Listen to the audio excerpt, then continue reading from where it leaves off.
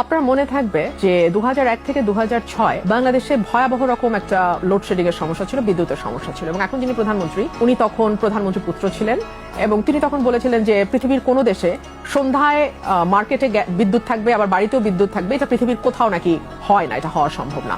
তারপরে এমন অবস্থা তৈরি হলো যে এই সরকার থেকেই মানুষ একসময় খাম্বা সরকার ডাকা শুরু করলো। তো তারপরে আমরা দেখলাম আওয়ামী লীগ যখন 2008 ক্ষমতা নির্বাচন হলো, 9 তারা ক্ষমতায় গেল, তারপরে দেখলাম যে অনেকগুলো দ্রুত পদক্ষেপ তারা নিল এবং বাংলাদেশে বিদ্যুৎ উৎপাদন সক্ষমতা 33,000 মেগাওয়াটে গিয়ে পৌঁছালো, যদিও আমাদের প্রয়োজন 18,000 মেগাওয়াট সর্বোচ্চ।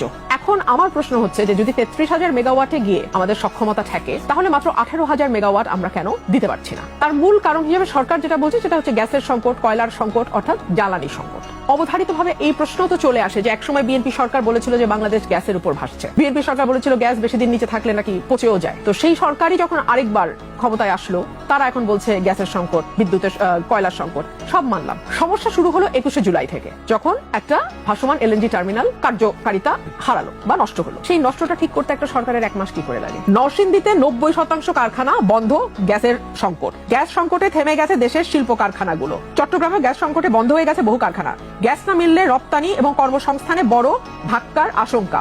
গ্যাস নাই নারায়ণগঞ্জের শত শত কারখানা অচল। আমি আপনাদের লাস্ট 18 মিনিটের আপডেট, এই কয়টা নিউজ আপনাকে পড়ে শোনালাম আপনাদের ফেসবুক পেজ থেকে। সো এই হলো বর্তমানে বাংলাদেশের অবস্থা। আমি জানি না যে একটা টার্মিনাল ঠিক করতে 1 মাসের বেশি সময় কেন লাগছে, কারণ আমাদের আবার সমস্যা কি হচ্ছে, 18 বছরের একটা অভ্যস্ত বাংলাদেশের মানুষের তৈরি হয়ে গেছে যে তারা বিল বেশি দিছে কিন্তু কারেন্ট নাই ঘন্টা পর ঘন্টা, এটা আবার তারা দেখে নাই। এই অবস্থা তারা পড়ে নাই।